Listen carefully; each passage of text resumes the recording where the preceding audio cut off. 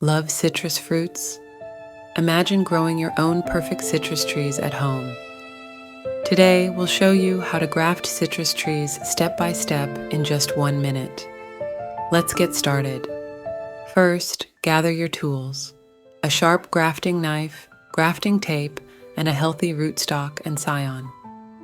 Next, make a clean, diagonal cut on the rootstock to expose the cambium layer.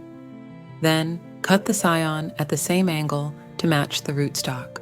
Now, carefully join the scion and rootstock, ensuring the cambium layers align perfectly.